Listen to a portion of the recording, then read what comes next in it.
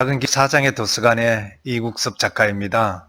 오늘은 지난 시간에 이어서 1등의 전략, 해도를 만드는 4단계부터 시작해 보겠습니다. 1단계에서는 현실의 철저한 분석이 선행되어야 한다고 했습니다. 그리고 2단계에서는 중기 계획의 핵심 키워드의 검토 및 설정입니다. 그리고 3단계는 실행에 들어갈 수 있는 구체적 시행 세칙과 그에 대한 검토가 필요하고, 마지막 단계로는 실천을 위한 조직의 시스템, 즉 체제의 확립이 필요한 것입니다. 그럼 잠깐 책 속의 내용을 간단히 언급하면서 그에 대한 소회를 이야기해 보겠습니다. 역설적이긴 하지만 이렇게 한치 앞을 내다볼 수 없는 시대일수록 미래 예측에 힘을 쏟아야 합니다. 그리고 새로운 것에 도전해 보는 것이 필요하다는 것입니다. 항시 끊임없는 미래에 대한 대비는 유비무환의 자세로 대해야 합니다. 대부분의 사람은 전략이 아닌 목표를 말합니다. 하지만 목표 설정은 전략이 아니고 이것들은 그저 이상적인 모습을 달성한 뒤에 결과에 불과한 것입니다. 그리고 결국 우리가 주목해야 할 부분은 달성할 목표도 아주 중요하지만 그 목표에 이르기 위한 전략이 중요함을 간과해서는 안 되는 것입니다. 혁신가의 딜레마란 수면 아래에서 서서히 진행되는 고객의 변화가 방아쇠가 되어 시장을 선도해 오던 우량 기업을 어느 날 갑자기 그 위치에서 끌어내리는 현상이다는 부분은 트렌드를 읽을 줄 알아야 함을 의미함과 동시에 위기는 끊임없이 우리 곁을 때리고 있음을 주지해야 한다는 것입니다. 새로운 고객은 대부분의 경우 현재의 주요 고객과 다른 니즈를 갖고 있다. 그러므로 미래를 생각한다면 눈앞의 주요 고객의 목소리에만 귀 기울이는 건 합리적인 행동이 아니다. 수면 아래도 유심히 살펴야 한다는 부분을 살펴본다면 무리의 백조는 수면 위에서 쉼없이 물갓길을 젓고 있음을 잊어서는 안 되는 것입니다. 앞이 보이지 않으니 어디로 가야 할까 알 수가 없다. 어떤 선택을 하건 리스크가 따라올 수밖에 없으므로 아무 선택도 하지 않는다. 그러나 결정하지 않으면 한 발자국도 앞으로 나아갈 수 없다는 부분은 중남미의 속담인 바다를 건너려면 바다에 뛰어들어야 한다는 말이 생각납니다. 도전하지 않는다면 그 어느 것도 쟁취할 수 없는 것입니다. 루비콘 강을 건넜기에 시저스는 로마를 손에 넣을 수 있었습니다. 지금 이루고 싶다면 당장 시작을 하라고 권하고 싶습니다. 사람은 의식적으로든 무의식적으로든 익숙하거나 가까이 있는 해결책에 시선을 빼앗겨 문제의 진짜 원인을 지나치는 경우가 많습니다. 한마디로 본질을 통찰하지 못하고 현상에 현혹되는 일이 많다라는 부분은 요즘 시대에 정말로 많이 일어나고 있는 일련의 일들을 말하는 것입니다. 리더의 본분을 망각하고 본말 전도가 되는 방식의 일 처리가 늘 일어나고 편법과 아집이 난무하고 일탈이 당연시 되는 현실 말입니다. 본질에서 멀어진 채 답을 위한 답만 찾아서는 아무것도 해결할 수 없다는 말이 정말로 마음에 와닿기도 합니다. 파괴적 혁신이란 기술 혁신이 기존 제품을 개량하는 방향으로 작용하는 것이 아니라 기존 제품을 새로운 형태로 바꿔가는 방향으로 작용하는 혁신을 일으킨다는 부분은 기술력을 떠나 감성을 어떻게 휘어잡아야 하는지에 대한 고민을 던져주는 말 같기도 합니다.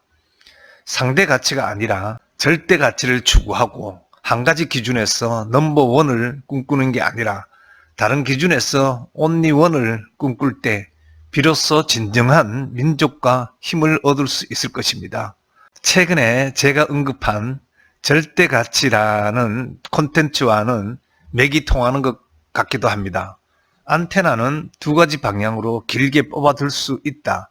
하나는 전방이고 또 하나는 전체다. 전방이란 선행 지표를 말한다. 전체는 시스템 전체를 파악하려고 하는 안테나다 라는 부분은 나무도 보고 숲도 보아야 함을 말합니다. 디테일은 디테일대로, 큰 틀은 큰 틀대로, 미시적인 부분도 거시적인 부분도 모두를 아우를 수가 있어야 함을 의미합니다. 다음 마지막으로는 의견은 충돌을 낳는다. 인식은 차이를 인지하는 수준에 머무르게 한다. 논의의 종지부를 찍고 조직을 앞으로 향하게 할 수 있는 것은 역시 사실이다 라는 부분입니다. 유연한 소통의 중요성을 강조한다고 보여집니다. 조직의 유연함과 사고의 유연함, 즉 노자의 도덕경에 있는 상선약수의 경지를 중시하는 자세를 가져야 함을 의미하는 것 같습니다. 결국에는 전략에 대한 파워를 키우기 위해서는 네 가지의 기초 철학에 주목해야 함을 의미합니다. 첫 번째는 미래의 환경 변화를 읽을 수 있는 힘입니다. 비즈니스의 항해도인 해도 작성은 사업 환경을 종합적으로 예측하려고 노력하는 것에서 시작되는 것입니다.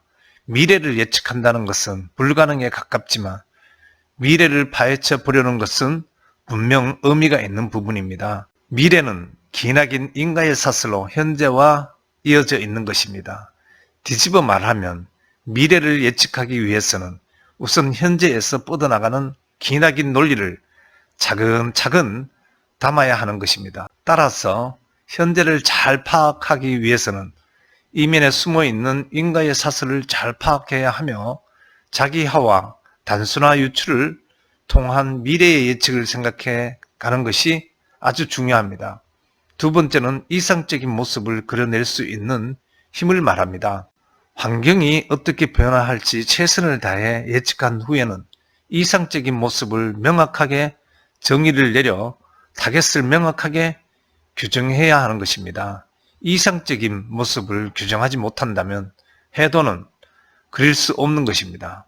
상식과 전제를 의심하는 극단을 가정한 시나리오를 생각하여야 합니다. 그런 다음에 궁극으로 생각하고 있는 이상을 그려볼 수 있어야 합니다. 다만 이때에는 그 이상을 얼마나 구체적으로 그릴 수 있느냐가 관건인 것입니다. 세 번째로는 나를 되돌아볼 수 있는 힘이 있어야 합니다. 철저한 환경 이해를 바탕으로 이상적인 모습을 구체화해 갈 때 아울러 생각해야 할 것이 바로 나를 아는 것입니다. 지금 자신의 전략을 안다면 동질적 행동을 벗어나 새로운 전략을 발견 및 발전시킬 수 있는 것입니다. 스스로 돌아볼 수 있는 여유를 말하는 것입니다. 다음은 마지막으로 네 번째의 기초 철학입니다. 그것은 바로 길을 만드는 힘을 의미합니다. 이상적인 모습을 설정하고 현실을 뒤집어 보았다면 마지막으로 그 사이를 어떻게 이어줄 것인가를 생각해야 합니다. 즉, 현실에서 이상적인 모습으로 가는 길을 정성스레 놔주는 가정을 밟을 차례를 말하는 것입니다. 이때 발휘되는 것이 마지막 기초 체력으로 갖추어야 하는 것입니다. 이렇게 갖추어진 네 가지의 기초 체력을 바탕으로 보다 이상적인 리더이자 전략가가 되기 위해서는 마음속으로 다짐을 하여야 할 부분이 첫 번째는 더 높은 곳을 향해 나아가는 지가 필요합니다. 큰 뜻은 사람에게 힘을 불어 넣어주는 동력이 되는 것입니다. 다음은 자신의 그릇을 키우기에 힘을 쓰는 배울 학을 경주하여야 합니다. 끊임없이 변화 환경 속에서 그것을 극복해 나갈 힘을 얻기 위해서는 끊임없이 배우고 익혀야 하는 것입니다. 일신, 우일신은 정말로 중요한 부분입니다. 다음으로는 주변을 움직이는 힘을 의미합니다. 리더에게는 주변을 움직일 수 있는 힘이 필요합니다. 그 힘을 얻기 위해서는 상대방이 이해할 수 있도록 설득력을 높여야 합니다. 스스로가 넘어서는 실력을 갖춰야 하는 부분이 아닐까 싶습니다. 마지막으로 인간관계를 통하여 친구를 늘리는 포용력을 갖춰야 할 것입니다. 즉, 함께 한 곳을 바라보면 같이 가는 동료를 어떻게 만들 것인가 라는 문제의 해결책을 가져야 함을 의미합니다. 여러분들도 보다 뛰어난 1등의 전략을 구축하기를 원한다면 리더로서의 지, 학, 역, 우의 4가지 자질을 주목하고 이를 갈고 다듬어야 할 것입니다. 오늘은 여기까지 말씀드리겠습니다. 고맙습니다.